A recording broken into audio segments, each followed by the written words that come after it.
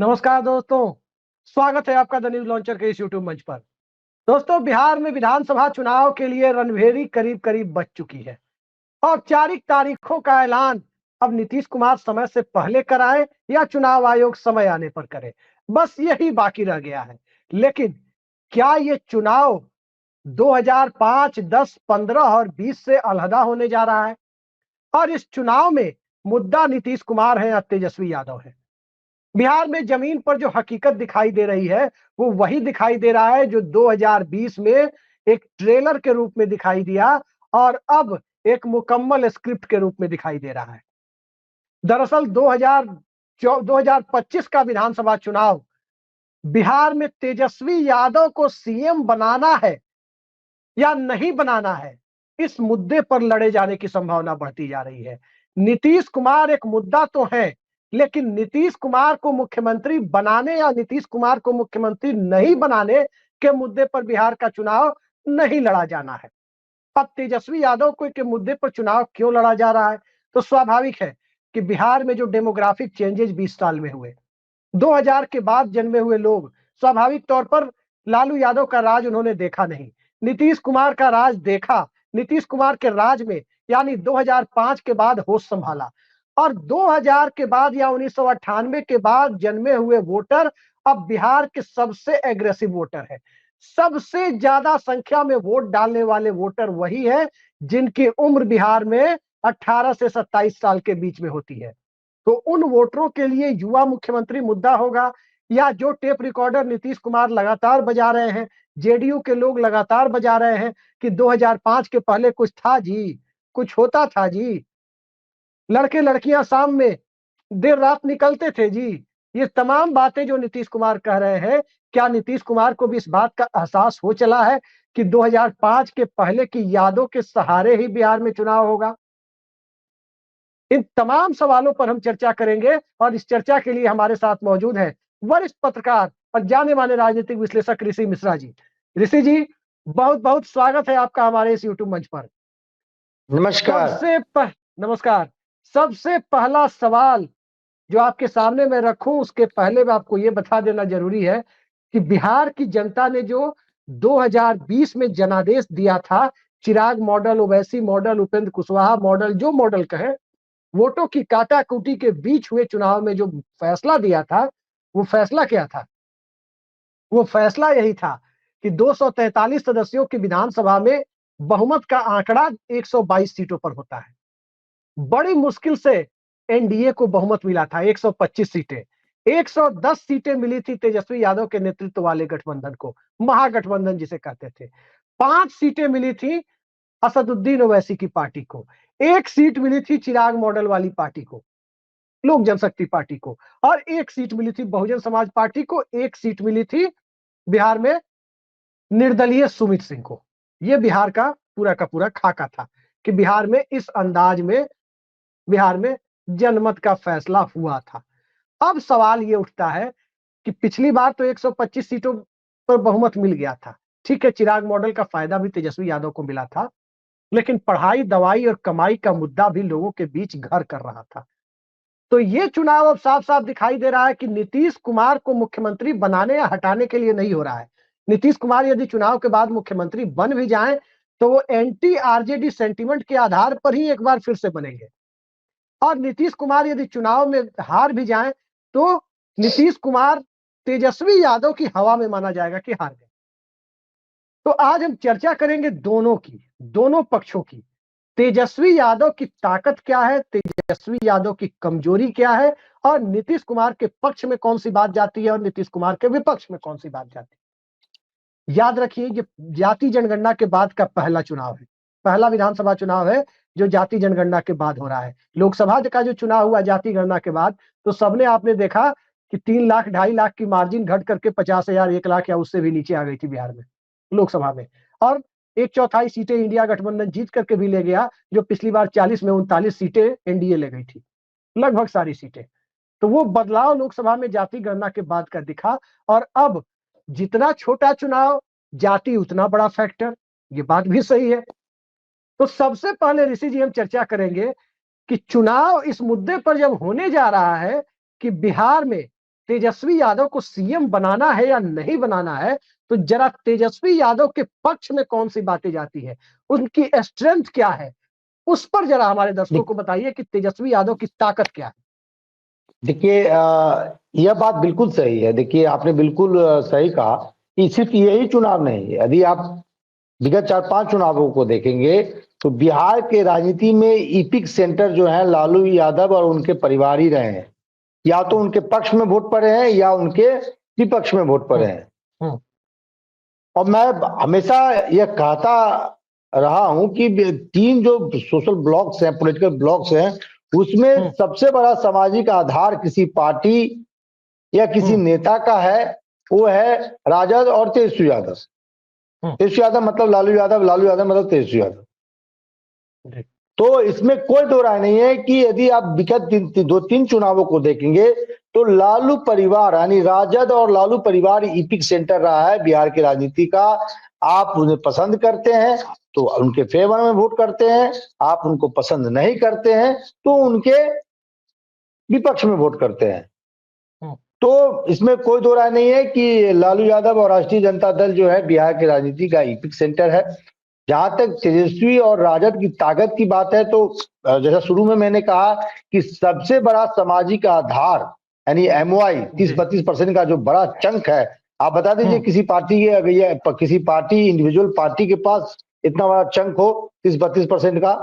तो एमओआई के कारण जो है 30-32% का जो सामाजिक आधार है वो मजबूती के साथ लालू यादव और तेजस्वी यादव के साथ बना हुआ है।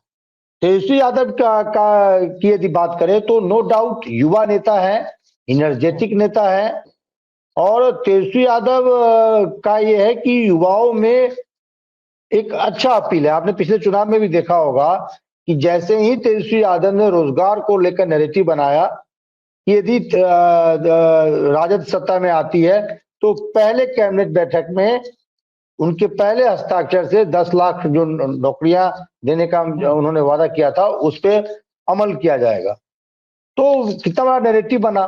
तो एक तो उनका सामाजिक आधार, युवा चेहरा, और एक राजनीति में हर चुनाव में तेजस्वी यादव एक नैरेटिव बनाते हुए दिखे। यदि पिछले चुनाव की बात करें, इस चुनाव में भी मोटा मोटी देखें तो 2-3 ऐसे विषय हैं जिसपे मुझे लगता है कि तेजस्वी यादव वर्कआउट कर रहे हैं।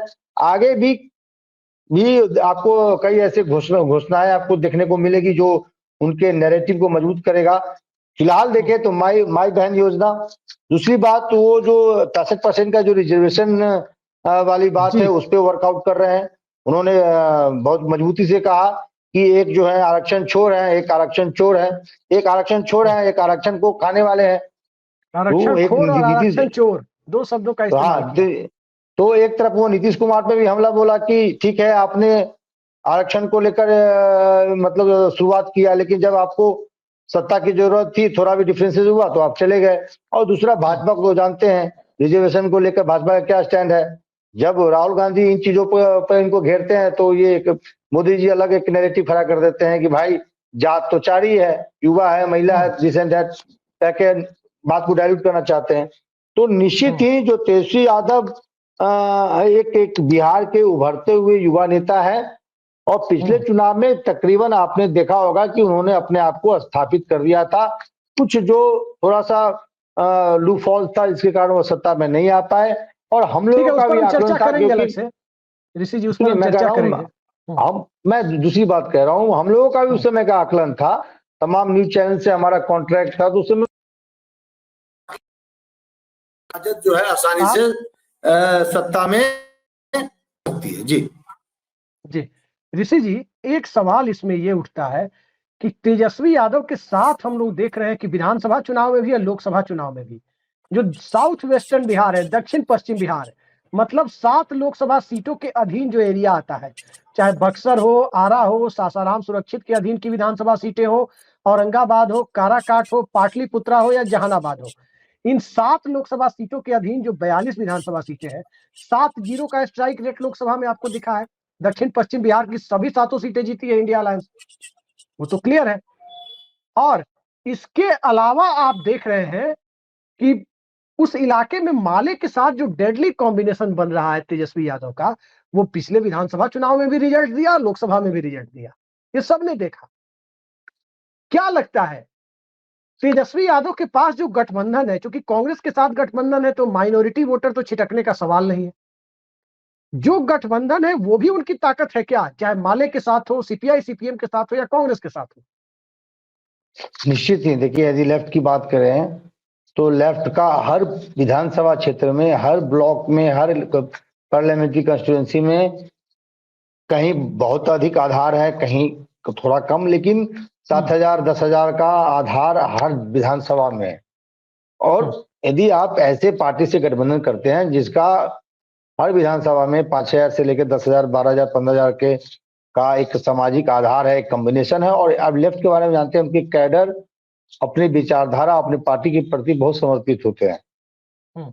एक लेफ्टी एक ऐसी पार्टी है जहां आपने नहीं देखा होगा कि उनके 20 विधायक टूट के चले गए, 25 विधायक उनके टूट के चले गए, और उनके जो फॉलोवर हैं या उनके समर्थक हैं वो अपने पार्टी और विचारधारा के प्रति बहुत प्रतिबद्ध होते हैं। वहां कास्ट ये फैक्टर नहीं चलता है कि भाई उम्मीदवार कौन है, वो लिखते हैं कि मेरे कैडर का कौन है। तो ऐसे पार्टी, लेफ्ट जैसी पार्टी का गठबंधन होना एक कहीं ना कहीं एडिशनल पॉइंट है तेजस्वी यादव के लिए। दूसरी तरफ यदि आप देखें कांग्रेस की बात करें तो कांग्रेस का आज भी मुसलमानों में यदि आप देखें तो ठीक है, रीजनल पार्टी में राजद है, लेकिन आज भी राष्ट्रीय फलक पे देखें तो मैं उसी पर आ रहा हूँ, राष्ट्रीय फलक पे देखें तो आज भी कांग्रेस जो है मुसलमानों की पहली पसंद है। दलितों में भी अच्छा पैठ है, और यदि अग्रे समाज का किसी व्यक्ति को आप टिकट देते हैं भी हाथ के सिंबल पे, तो उस समाज का भी ऑन एवरेज वोट जो है उस कैंडिडेट को मिलता है। तो एक तो लेफ्ट, दूसरी तरफ कांग्रेस, तो ऐसे पार्टियों का जो कॉम्बिनेशन है। और एक आपने, हाँ मुकेश सहनी, में वही कह रहा हूँ, मुकेश सहनी वीआईपी जो है, ईबीसी का एक बड़ा ठीक ठाक चंक जो है तेजस्वी यादव को मिलता हुआ दिखता है जब वो वीआईपी के साथ कॉम्बिनेशन होकर चुनाव लड़ते हैं। यानी वीआईपी जब ये महागठबंधन एलाइज में होते हैं, तो ये तेजस्वी यादव की जो है ये ताकत है, ये मानना होगा। और आज भी आप देखिए 2020 के रिजल्ट के हिसाब से देखिए तो राजद सिंगल लार्जेस्ट पार्टी है। हाँ, उनके कुछ विधायक टूट के इधर उधर चले गए, तो आप थोड़ा बीजेपी एक दो विधायकों की संख्या अधिक होगी उनके। अरे हाँ, अपने ही घर में गए हैं, बड़े भाई से छोटे भाई के घर में चले गए हैं, भाजपा में नहीं गए। हाँ हाँ, तो वो संख्या जो है थोड़ा कम हुआ है, लेकिन 2020 के विधानसभा चुनाव के नतीजों के आधार पर देखेंगे तो राजद जो है सिंगल लार्जेस्ट पार्टी है। और बिहार की विडम्बना देखिए, जो सिंगल लार्जेस्ट पार्टी है अपोजिशन में है, थर्ड लार्जेस्ट पार्टी का मुख्यमंत्री है, और सेकेंड लार्जेस्ट पार्टी जो है रेलवे मतलब इंजन का स्टेपनी बने हुए हैं। तो ये बिहार है, यहाँ की राजनीति को समझना उतना आसान नहीं है जितना अन्य राज्यों की राजनीति को आप समझ लेते हैं। जी नहीं, आप आसान नहीं है बात कह रहे हैं। तो जरा तेजस्वी यादव की ताकत आपने दिखाई कि एमवाई समीकरण का 32% वोट उनके साथ है, इसमें कोई दो राय नहीं है। उसके अलावा कांग्रेस और लेफ्ट कुछ वोट ला करके उन्हें देंगे अलायंस में, गठबंधन में अपनी अपनी सीटों पर, या उनकी सीटों पर भी, खासकर लेफ्ट तो ट्रांसफर करा ही देगा। मुकेश सहनी यदि गठबंधन में चुनाव के वक्त तक बने रहे, वो भी अपने स्तर पर असर डालेंगे। ये सारे फैक्टर हैं, इसमें हम इनकार नहीं कर रहे हैं। लेकिन जब कहते हैं ना कि स्वोट एनालिसिस करनी चाहिए, किसी की स्ट्रेंथ वीकनेस दोनों की बातें होनी चाहिए, तो तेजस्वी यादव जो पिछली बार सत्ता के बेहद करीब पहुंचकर चुक गए थे, तेजस्वी यादव की राजनीति की, उनकी पार्टी की, उनके सांगठनिक ढांचे की, उनके वैचारिक मामलों की, आखिर कौन से स्तर पर कमजोरियां भी तो कुछ होंगी जिस वजह से लगातार 20 साल से राष्ट्रीय जनता दल सत्ता से दूर है। तो जरा तेजस्वी यादव की और राष्ट्रीय जनता दल की वीकनेस बताइए हमारे दर्शकों को कि वो लैग कहां कर रहे हैं, चूक कहां कर जा रहे हैं। सबसे बड़ा उनका जो वीक पॉइंट है, उनके पिता और उनकी माता के कार्यकाल का लेगेसी, जो जंगल राज का एक नैरेटिव बनाया गया। हालांकि यदि क्राइम के आधार पे एनालिसिस करें तो थोड़ा बहुत का फर्क है, बहुत बड़ा मैं नहीं समझता हूँ, बहुत बड़ा फर्क है। कल भी देखा आपने आरा भोजपुर में क्या हुआ, 25 करोड़ की लूट हुई है मात्र 17 मिनट में। तो यदि सबसे बड़ा यदि वीक पॉइंट में मानता हूँ उनके पिता का लेगेसी और लेगेसी में जो जिस प्रकार से उस समय सरकार चलाया गया, जैसे उस समय राबड़ी देवी और लालू यादव ने अपनी सरकार को चलाया, लॉ एंड ऑर्डर एक बड़ा मसला था, जातीय संघर्ष एक बड़ा मसला था, ऑर्गेनाइज क्राइम एक बड़ा मसला था। आपने देखा होगा उस समय कि किसी कोई डॉक्टर को उठा ले रहा है, कोई एक जात का दूसरे जात का लोग जो है 25-30 वो लोगों को मर्डर कर दे रहा है। तो ये चीजें आपने देखा होगा। दूसरी बड़ी वीकनेस पॉइंट ये है कि इन दिनों ठीक है तेजस्वी यादव बहुत ही एनर्जेटिक है, लेकिन तेजस्वी यादव के आसपास जो लोग हैं, ऐसा मैं नहीं कहता हूं, राजद के कार्यकर्ता ही कहते हैं, उनके एमएलए कहते हैं, उनके पार्टी के पदाधिकारी कहते हैं कि तेजस्वी यादव से मिलना उतना आसान नहीं। उन्होंने मतलब जैसे एक सोनिया गांधी तो नहीं, लेकिन राहुल गांधी के समय में देखिए कि राहुल गांधी से मिलना आसान नहीं है, ऐसा कांग्रेसी नेता कहते हैं। उसी प्रकार से तेजस्वी यादव से मिलना आसान नहीं है। तो संजय यादव, तमाम उनके जो जो किचन कैबिनेट के लोग हैं, उनके थ्रू अपॉइंटमेंट आपको लेना होता है, उनकी सहमति के बाद ही आप तेजस्वी यादव से मिल सकते हैं। इवन कई मंत्री जो मंत्री लेवल के नेता हैं राजद में, उनका भी ऐसा एक मानना है कि यदि कोई हम अपने नेता से संवाद करना चाहते हैं तो पहले संजय यादव के थ्रू जाना पड़ता है। तो ये जो एक ब्रेकर पॉइंट है उसको उस पे वर्कआउट करने की जरूरत है। तीसरी जो सबसे बड़ी वीक पॉइंट है, जो सामाजिक लड़ाई है। राजद जब सत्तासीन हुई है तो एक कास्ट का जो मतलब दबंगता बढ़ जाती है चौक चौराहे पे, उस पे भी वर्कआउट करना होगा। और ये मैं नहीं कह रहा हूं, तेजस्वी यादव ने खुद कहा था फुलपरास में कि यादवों को समाजवादी होना होगा, यानी जो आप लठपंथी दिखाते हैं उसको उस पर कम करना होगा। नहीं तो यही एक सवाल का जवाब दे दीजिए ऋषि जी। 20 महीने और 17 महीने कुल जमा 37 महीने नीतीश कुमार ने तेजस्वी यादव के साथ मिलकर सरकार चलाई, तेजस्वी यादव को अपना डिप्टी सीएम बनाया। तो क्या ये सोशल कॉन्फ्लिक्ट या राजद के कोर वोटर की कथित दबंगई उस दरमियान भी देखने को मिली? देखिए मैं एक बात बताता हूँ, लेकिन मैं थोड़ा इसमें कोर्स करेक्शन कर दूं। तेजस्वी यादव के जो प्रमुख नेता ये नहीं कहते हैं कि जाकर तुम लठपंथी करो। तेजस्वी यादव थोड़ी कहते हैं कि भाई सत्ता में आ गया तुम लठपंथी करो। 2020 में ही तमाम जो एग्जिट पोल जो है बता रहे थे कि तेजस्वी यादव सत्ता में आ रहे हैं। और वोटिंग से एक दिन पहले आपने भी देखा होगा, आपको भी जानकारी होगी, पटना में लहरिया कट कैसे मतलब बाइक चलने लगा था। चौक चौराहे पे जो है एक खास समाज के लोगों की मतलब थोड़ा मतलब कहने की पूरा समझते हैं। तो इन चीजों से बचना होगा। और मैं देखिए लालू यादव क्यों सक्सेस हुए, लालू यादव किसी एमवाई के नेता नहीं थे, लालू यादव गरीबों के नेता थे।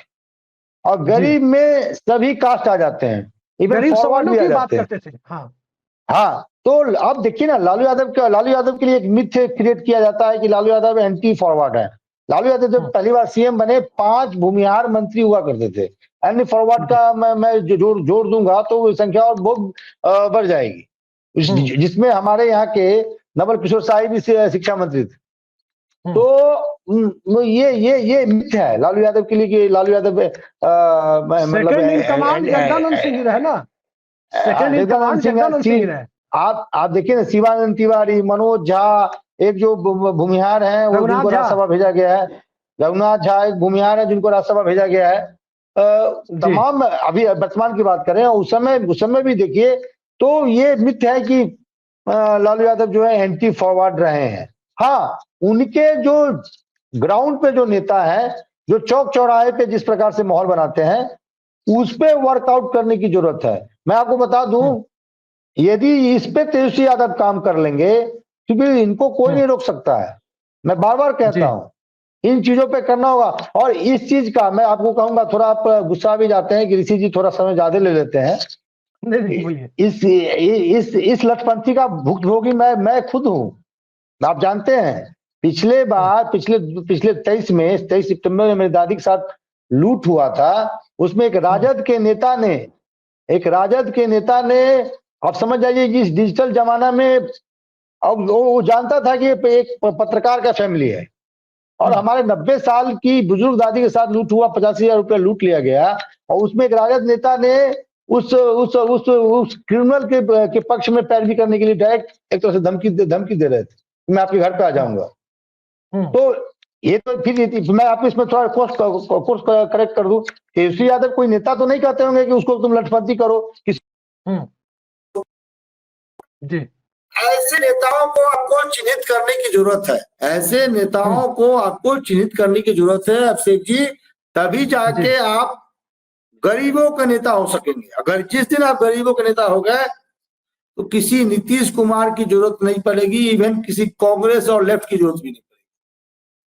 ठीक है, तेजस्वी यादव की कमजोरियां आपने गिना दी, बात से आप सहमत होंगे जी ऋषि जी, जरा ये बताइए हमारे दर्शकों को आप कि आखिर क्या कारण है कि बिहार की पॉलिटिक्स नीतीश कुमार के पक्ष और विपक्ष में ना होकर तेजस्वी यादव के पक्ष और विपक्ष में चली गई है।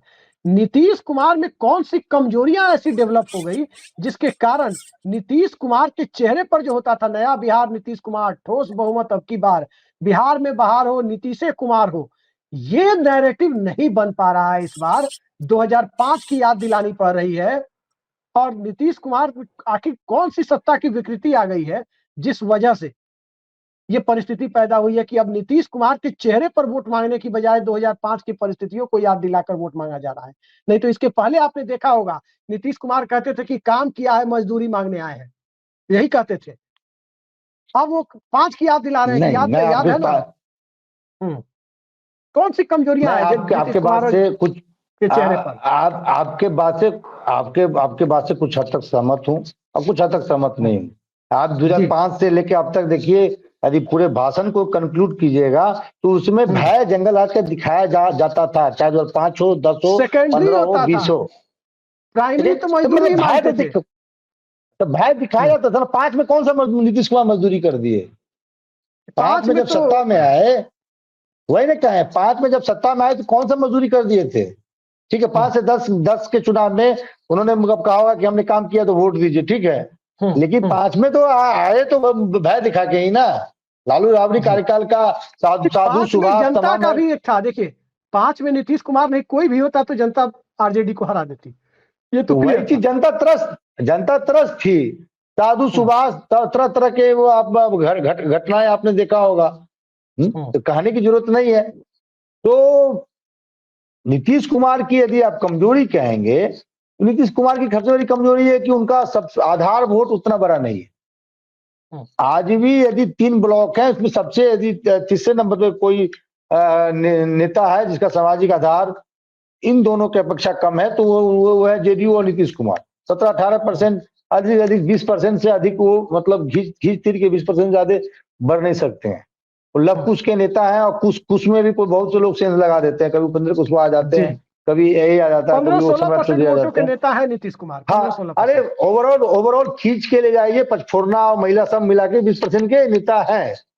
नीतीश कुमार की कमजोरी क्या है कि 2005 से 10 तक आपने सुशासन पे काम किया। अभयानंद जैसे तेज तर्रार अधिकारी और बहुत से ऐसे अधिकारी थे जिनको आपने फ्री हैंड दिया और वो मन लगा के काम भी किए।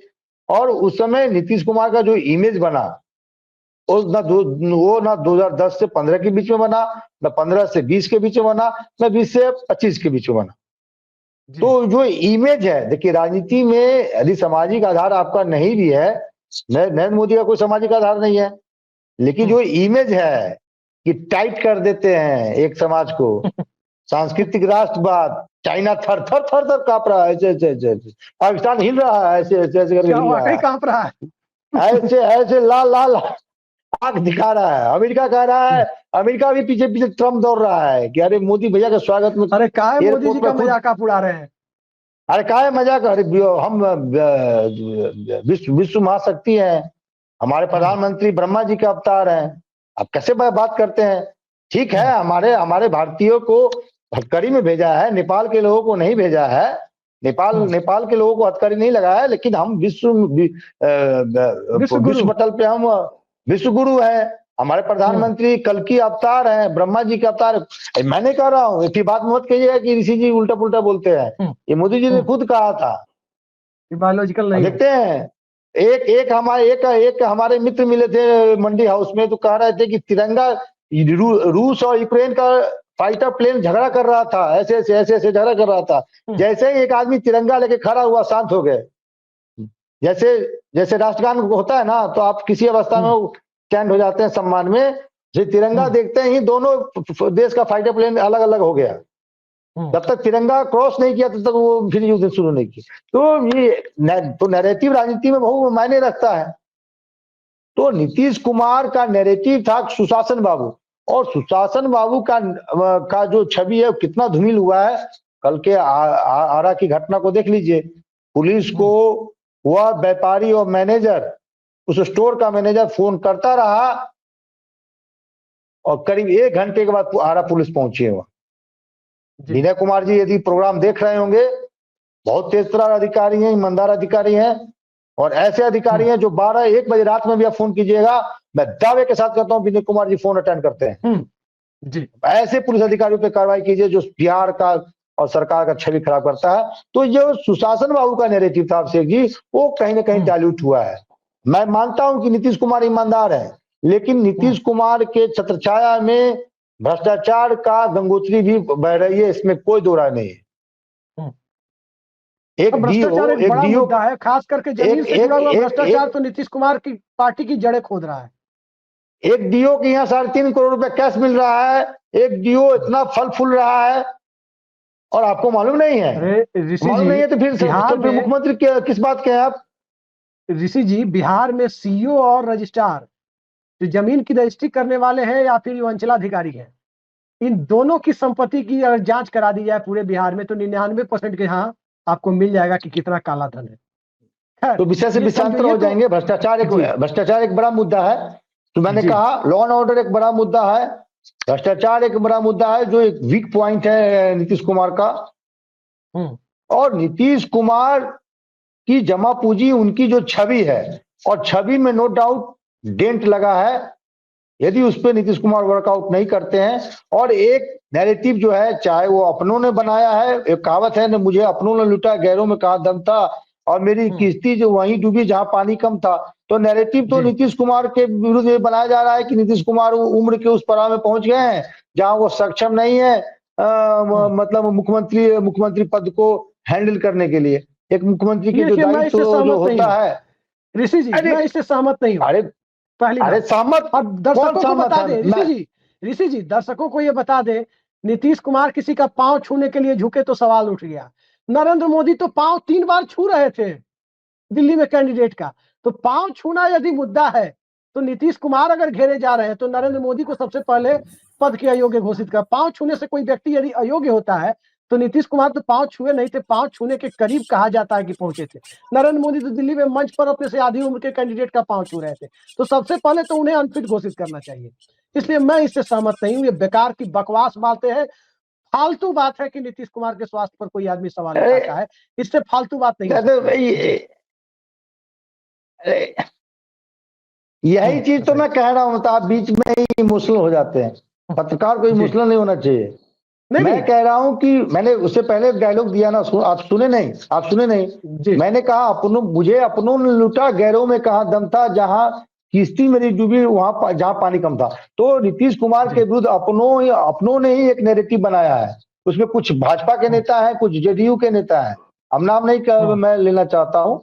अब जेडीयू के भी कुछ लोग हैं इस नैरेटिव बनाने में, ताकि भाई इस ओल्ड मैन को रिप्लेस किया जाए और हम लोगों को मौका मिले, हम लोगों को दुकानदारी करने का मौका मिले।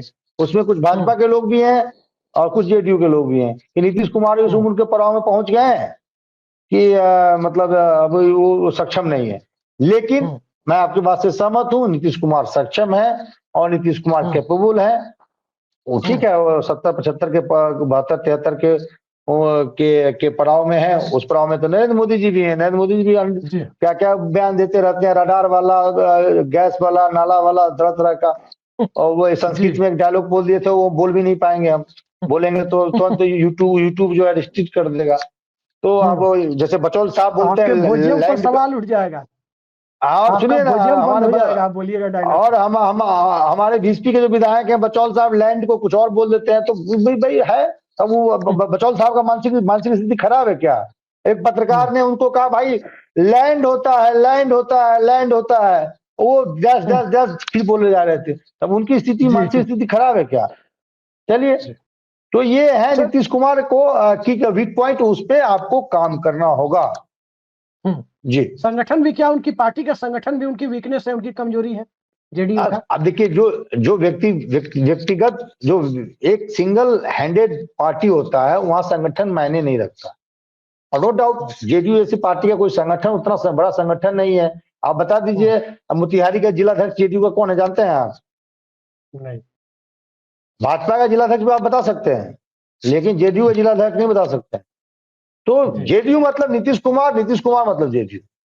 कौन जिलाध्यक्ष है, कौन राष्ट्रीय अध्यक्ष है? संजय झा कार्यकारी अध्यक्ष है। संजय झा कितना वोट दिला पाएंगे बताइए तो?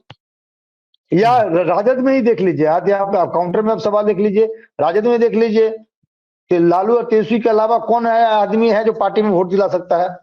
प्रदेश अध्यक्ष जी 3-4 महीने से गांव में रह रहे हैं अपने, जगदानंद सिंह। तब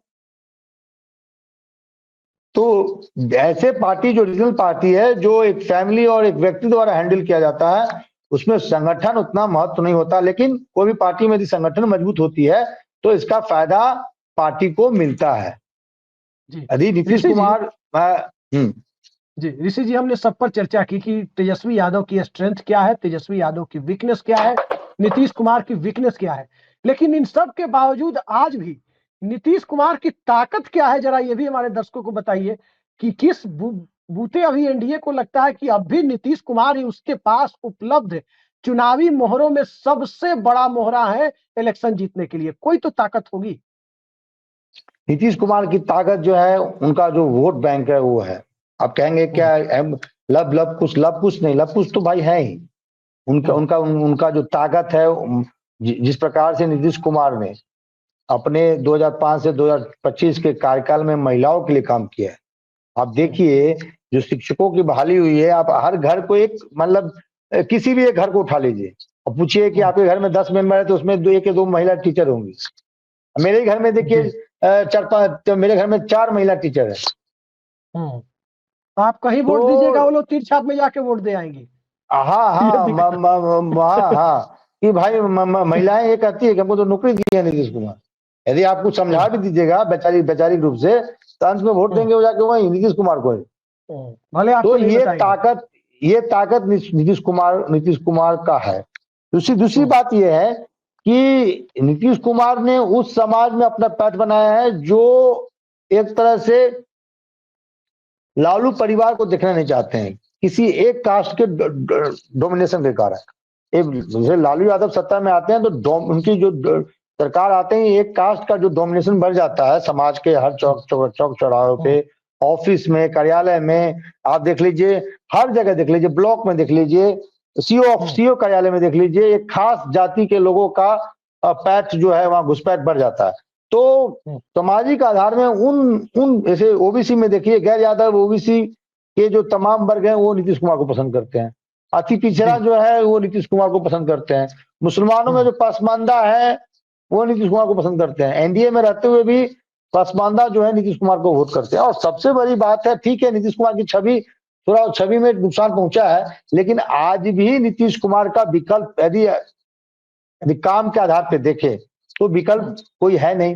तेजस्वी यादव मुख्यमंत्री बनेंगे, क्या करेंगे वो अलग बात है, लेकिन नीतीश कुमार ने तो काम करके दिखाया है। ठीक है, बहुत से उसमें लूप होल्स हैं, बहुत से आप कमियां गिना सकते हैं, लेकिन नीतीश कुमार ने काम करके तो दिखाया है।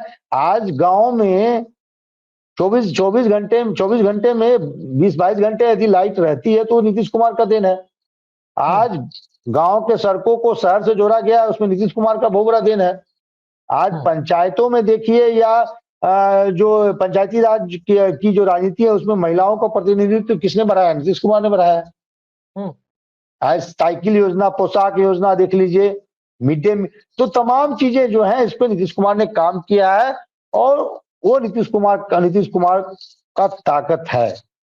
और अच्छा, मैंने पहले भी कहा 3 ब्लॉक्स में खिंच खाच के 17 से 20% नीतीश कुमार के पास वोट है। वो जिधर जाएंगे उसका पलड़ा भारी हो जाएगा। ऋषि जी, एक मुद्दा आता है बिहार में, जैसे जमीन के भ्रष्टाचार से जिस तरह से लोग पीड़ित हैं, रजिस्ट्री ऑफिसर, अंचलाधिकारी के दफ्तर के भ्रष्टाचार से, चुनाव के पहले इनको स्ट्रिक्ट सर्कुलर निकालना होगा, खासकर दाखिल खारिज और रजिस्ट्री के मुद्दों को लेकर, तब जाकर के कुछ बात बने, नहीं तो नहीं बनेगी, तो क्लियर है। लेकिन एक मुद्दा और है शराबबंदी। हम लोगों ने हॉलीवुड की कई फिल्में देखी हैं और हॉलीवुड की फिल्में डब मूवी मैं नहीं देखता हूं, अंग्रेजी का हिंदी किया हुआ, हम लोग ओरिजिनल ही देखते हैं। तो हॉलीवुड की फिल्मों में जब अमेरिका में शराबबंदी हुई थी तकरीबन 100 साल पहले, वहां क्या था कि पैरेलल माफिया क्रिएट हो गए थे और बहुत बड़ी सामाजिक समस्या उत्पन्न हो गई थी। अंततः सरकार को लिकर बैन को हटाना पड़ा। बिहार में शराबबंदी हुई है तो कहा जा रहा है कि कमोबेश शराब तो बंद नहीं हुआ, वो तो बिक ही रहा है। वो शराब पीने वाले भी कम नहीं हुए। हाँ, पी के हंगामा करने वाले लोग कानून से डरते हैं, तो महिला वोट बैंक नीतीश कुमार का खुश है कि हाँ भाई, चलो भाई, पीता तो है लेकिन हंगामा नहीं करता है, मारपीट नहीं करता है, तो उससे नीतीश कुमार की राजनीति तो सध रही है, ये बात सही है। लेकिन शराबबंदी ने एक समानांतर माफिया खड़ा कर दिया है हर जगह पूरे बिहार में। रेवेन्यू लॉस तो हो ही रहा है। क्या लगता है कि ये चुनाव में बहुत बड़ा मुद्दा बन सकता है और स्थानीय स्तर पर ये मुद्दा जनता दल यूनाइटेड के लिए फील गुड और इंडिया साइनिंग तो नहीं करा देगा इन मौके पर? देखिए, इसके फायदे भी हैं और नुकसान भी हैं। और नुकसान है, वहां पे काम करने की जरूरत है। आपने जैसे कहा कि माफिया क्रिएट हो गए हैं, तो माफिया जो बड़े बड़े जो माफिया हैं, छोटे छोटे माफिया नहीं, जो 10-20 बोतल लेके घूमते हैं चौक चौराहों पे, तो रोजगार मिला हुआ है, पलायन रोके हुआ है शराबबंदी। इधर से उधर टपा देते हैं।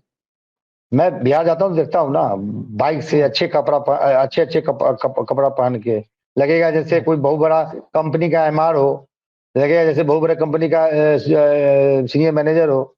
हम अच्छे अच्छे कोट पैंट पहन के और मोटरसाइकिल से जहाँ कहिएगा जो ब्रांड कहिएगा वो डिलीवर हो जाता है। तो उन लोगों के पीछे कौन सी ताकत है, उससे काम करने की जरूरत है। कौन से ऐसे लोग हैं जो 10 करोड़ 20 करोड़ 50 करोड़ 100 करोड़ रुपए लगा रखे हैं, उस पे तो नीतीश बाबू काम नहीं करेंगे। और गरीबों को जो 100 ml पी रहा है, 200 ml पी रहा है, उसको बंद कर देते हैं। अब जो गरीब आदमी है, कोर्ट कचहरी के चक्कर में, जानते हैं, भगवान न करे कोर्ट कचहरी का डॉक्टर और कोर्ट कचहरी का पुलिस का चक्कर किसी हमारे दुश्मनों को भी लगे। आप बताइए, जो आदमी 5,000 10,000 रुपया महीना नहीं कमा सकता है, यदि भूल बस कभी 100 ml 150 200 ml पी लिया और पकड़ा गया, तो उसको जमानत कराने में कम से कम 50,000 रुपया लग जाएगा कम से कम जी। तो इन चीजों को नीतीश कुमार को समझना होगा। लेकिन दूसरी तरफ महिलाओं में इस बात की खुशी है कि जो पहले हमारे पति, हमारे भाई या हमारे पिता शराब पी के आते थे, अब वो बैन हो गया है। मारपीट करते थे, वो बैन हो गया। और दूसरी बात, हमारे जैसे आप जैसे सज्जन लोग, हम लोग सज्जन लोग हैं, दो झापड़ कोई मार भी देगा तो कहेंगे गटर झाके चल देंगे।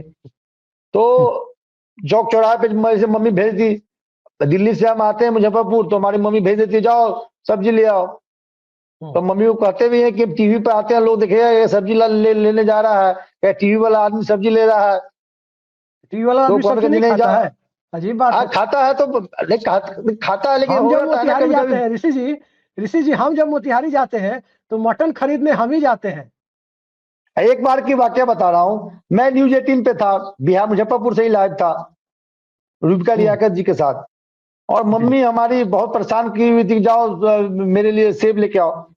अब गए, सेब ले ही रहे कि पीछे से एक आदमी ने पकड़ लिया। हमने कहा भाई हमने क्या गलती ऐसे कर दी है कि आदमी हम तो पीछे पकड़ रहा है, उसको पहचान भी नहीं रहे। तो उसने कहा कि भैया अभी 10 मिनट पहले तो आपको टीवी में देखे हैं। अब बोले आप टीवी से उठ के कैसे आ गए? तो ये स्थिति बन जाती है। और ऐसे स्थिति में जब आप देर रात घर हाट से बाजार से अब लौट रहे होते हैं, तो पहले क्या होता था, पिए 200 ml और नाटक है 4 लीटर वाला। माने हमने मतलब लीकर लिया 100 ml का, और नाटक हम दिखा रहे हैं 10 kg पीछे से ले रहे हैं, ड्रंकर हो, तरह तरह के गिरने का, गाली देने का। तो उस परिस्थितियों में कमी आई है। और देर सवेर भी आप माँ बहनें जो हैं बाजार गई हैं, जैसे होली का टाइम है, अब गई मार्केट करने, लेट हो गया 8-9 बजे, तो आराम से आ सकती है। जो पी रखा भी है ना, तो वो ऐसे शो करता है कि मैंने पिया नहीं है जी। तो ये इसमें चेंज आया है। लेकिन एक पैरेलल इकोनॉमी शराब माफिया ने क्रिएट कर रखा है, उस पर काम करने की जरूरत है, उसका कमर तोड़ने की जरूरत है। और इसमें इन शराब माफियाओं को लोकल लेवल पे थाने से लेके नेता से लेके शासन प्रशासन का भी मिलीभगत होता है। अब जो थाना 500 मीटर की दूरी पे थाना है और 500 मीटर के दूरी पे किसी मार्केट में शराब का सिंडिकेट चल रहा है, थाने को नहीं मालूम होगा, ये हो नहीं सकता। आपने जो बात बताई उस पर मैं एक किस्सा सुनाता हूँ ऋषि जी। कुछ दिनों पहले की बात है, आपने कहा ना कि मुजफ्फरपुर में देख लिया, यहाँ दिल्ली का वाकया बता रहा हूँ। टाइम देख रहे तुरंत तुरंत तुरंत, ज्यादा नहीं, वह एक छोटा सा वाकया आपको बताते हैं। मैं गया मटन खरीदने में गया, तो मटन के दुकानदार जो थे, कुरैशी जो थे भाई साहब, वो देख के पहचान गए, बोले कि अरे सर को पहले देना है। तुरंत एकदम सीना पुठा, कलेजी, तिलवा, गर्दनी सब निकालने लगे, इधर से लीजिए। आप बहुत बढ़िया मोदी जी को सुनाते हैं, सरकार को। बोले कि अरे भाई, मैं मोदी जी को नहीं सुनाता हूँ, जो सरकार में है उससे सवाल पूछता हूँ। आज मोदी जी हैं, कल राहुल जी होंगे, जो रहेगा उससे पूछेंगे, हमारा यही काम है। लेकिन वो खुश रहते हैं कि हाँ ये है ठीक। तो एकदम जाने के बाद जैसे मोदी जी बताते हैं ना कि भाई ट्रेन में सीट के लिए जो थी, तो उस मकसद जी आपकी पॉपुलैरिटी मैंने महाराष्ट्र सदन में देखा था। आप खाने गए थे, एक एमएलसी साहब अपने पुत्र के साथ जा रहे थे और इशारा कर रहे थे कि ये न्यूज लॉन्चर वाले अभिषेक हैं। उनको फिर बर्दाश्त नहीं हुआ, वो आए और अभिषेक जी के साथ फोटो खिंचवाया। एमएलसी यानी विधान पार्षद, नाम नहीं जानता हूँ, उस समय मैंने नाम भी नहीं पूछा आपसे। नहीं, वो देखिए, महाराष्ट्र, बिहार, उत्तर प्रदेश, 3 राज्यों में से पूरे देश में तो हमें आपको सबको लोग पहचानते हैं, लेकिन हम अपने मूल कर्तव्यों से कहीं नहीं हटते। रही बात जनता का प्यार है, रही बात बिहार की, तो एक बात तो स्पष्ट है कि तेजस्वी यादव के चेहरे पर ही चुनाव होने जा रहा है कि तेजस्वी यादव सीएम होने चाहिए या तेजस्वी यादव सीएम नहीं होने चाहिए। अब बिहार का चुनाव नीतीश कुमार सीएम होने चाहिए या नीतीश कुमार सीएम नहीं होने चाहिए, इस पर कतई नहीं होने जा रहा है। ये बात तो तय है। अब नीतीश कुमार सीएम बन जाए या तेजस्वी यादव सीएम बन जाए, जो बन जाए जनता के, वो उस वक्त की परिस्थितियां, टिकट डिस्ट्रीब्यूशन, समीकरण और हवा सबके मिले जुले खेल से संभव होगा। लेकिन प्रशांत किशोर, वही प्रशांत किशोर जनसुराज वाले, उन्हें वोट मिले ना मिले, लोगों के दिमाग में एक बात तो जरूर भर रहे हैं, एक डिस्ट्रेस माइग्रेशन, दूसरा 2005 में भी बिहार पर कैपिटा इनकम में सबसे नीचे था, 2025 में भी सबसे नीचे है। मुद्दे उनके वाजिब है। और अब एक बात वो कहते हैं तो लोग खूब तालियां बजाते हैं। मैंने कई वीडियो देखे हैं कि जो लोग तालियां बजाते हैं वो भाड़े वाली भीड़ नहीं होती है। जब वो कहते हैं कि लालू यादव अच्छे नेता हो या नहीं हो, अच्छे पिता जरूर है। क्योंकि बकौल प्रशांत किशोर, मैं एक एक शब्द उन्हीं का उधार लेके कह रहा हूं, बकौल प्रशांत किशोर अपने 9वीं पास बेटे के लिए लालू यादव इतने चिंतित हैं कि कैसे मुख्यमंत्री बना दे, और फिर भीड़ से पूछते हैं क्या आप अपने बच्चों के लिए लालू यादव जितना चिंतित है, या सूरत भेजने के लिए चिंतित है कि पढ़े चाहे नहीं पढ़े, उसको सूरत भेज दो, उसको केरल भेज दो। और रवीश कुमार तो कहते ही है कि भाई हर गांव में एक रेलवे स्टेशन होना चाहिए, लोग लद्दाख के जाए और लोग लद्दाख के आए। तो ये स्थिति बिहार की जरूर बनी हुई है। और नीतीश कुमार के लिए जो सबसे बड़ी चुनौती है वो पलायन, रोजगार की कमी, पर कैपिटा इनकम की कमी, एचडीआई यानी मानव विकास सूचकांक के शिक्षा, स्वास्थ्य और प्रति व्यक्ति आय जैसे तमाम पैरामीटर्स पर बिहार का पिछड़ापन, ये सब नीतीश कुमार के लिए चुनौती है। तो तेजस्वी यादव के का वोट बैंक उनकी ताकत भी है, तो वही वोट बैंक, उसी वोट बैंक की आक्रामकता तेजस्वी यादव की राह का रोड़ा भी है। ये बात आज ऋषि जी ने जो बातें कही उसे स्पष्ट हो गई। तो देखते हैं कि आने वाले वक्त में बिहार, जितने दिनों बाद भी चुनाव हो, समय पर भी होगा तो 7-8 महीने दूर है, समय से पहले होगा तो 3 महीने दूर है। तो जिस परिस्थिति में जब भी चुनाव होगा, बिहार चुनाव में फैसला जनता को नीतीश कुमार वर्सेस तेजस्वी यादव ही लेना है। लेकिन क्या ये सूरत बनी रहेगी, ये मैं भी नहीं जानता, शायद भगवान भी नहीं जानते होंगे कि नीतीश बनाम तेजस्वी होगा या चाचा भतीजा कब अपना रुख बदल लेंगे। इस पर गारंटी तो कोई नहीं ले सकता है, न जेडीयू वाले ले सकते, न भाजपा वाले ले सकते, न राजद वाले ले सकते हैं।